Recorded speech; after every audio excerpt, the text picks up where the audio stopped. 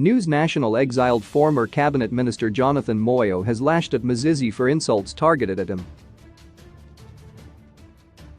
Said Prof Moyo, "You can dot me, call me names, body shame me, or lie about me for all you want. No sweat, nothing new about that. You've done it as far back as one cares to remember. But keep my sister, my late daughter and my family out of it, that's all." As for North Carolina, the jury is out. Professor Moyo has hit out at the opposition Citizens Coalition for Change, CCC, over its lack of structures, describing the party as delinquent and operating like a secret society, and this has angered Nelson Chamisa's followers. Moyo has directly blamed Citizens Coalition for Change, CCC, leader Nelson Chamisa for online attacks targeting his family, including his late daughter, by party activists. Moyo, who has been in a steady row back on his support for Chamisa and the CCC party, accused the opposition leader of deliberately fanning the abuse. Writing on Twitter, Moyo, now exiled in Kenya, dismissed suggestions the attacks could have been sparked by his recent criticism of the CCC's unconventional decision to operate without a structure and constitution. "While I am sad, I cannot continue to respond to each and all of them. I am heartened by the deluge of DMs asking for the reason for the crude slurs I get from Chamisa's supporters, which reflect deep-seated hatred, as they have also targeted my sister and my late daughter," said Moyo. "The reason for the slurs I am getting is Chamisa himself. While he feigns ignorance and appears to be silent amid the slurs, Nelson has in fact used his seeming silence as a cover to fan and fuel the slurs. He has rebuffed all efforts to get him to address the slurs," Moyo once said on Twitter. "Since CCC is structureless and constitutionless, its leaders, who ironically are a structure, are using silence as a strategy to get its members to support unilateral and illegal Western sanctions, demonize land reform and revere Ian Smith, and, by extension, Cecil Rhodes. The consequence of CCC's refusal to be transparent about its structures is that the party has become deviant, effectively operating as a secret society and employing political delinquency, such as the glorification of Ian Smith by its supporters, as a political strategy." Chamisa, the country's most popular opposition politician going by the last presidential election results, announced the formation of CCC in January this year, abandoning the bitterly contested MDC brand after rival Douglas Windsor claimed leadership of the formation. However, CCC has yet to hold an elective Congress and still operates with what Chamisa describes as an interim leadership.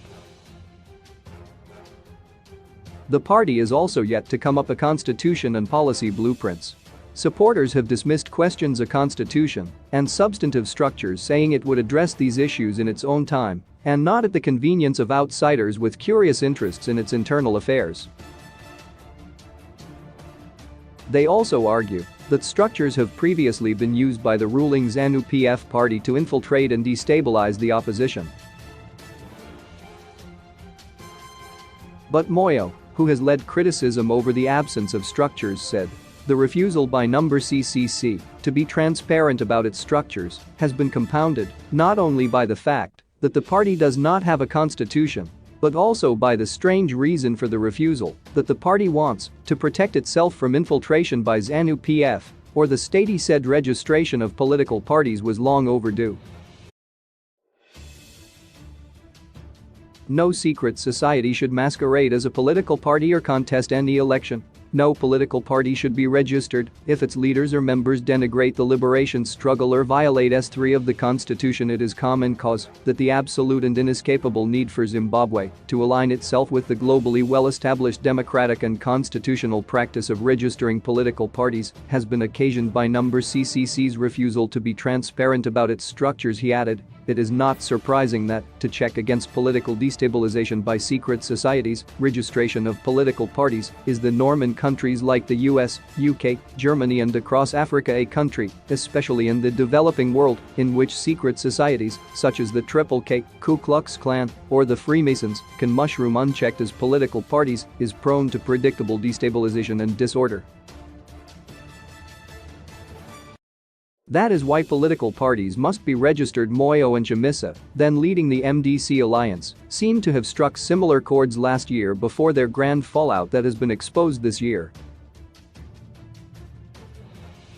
While in good books, the former information minister made public his support for Chamisa, going as far as offering to oil his campaign in Chalacho and trained the opposition party's election agents to avoid rigging in favor of ZANU-PF. His offer, however, did not find acknowledgement, with CCC members raising concern that Moyo could not keep secrets.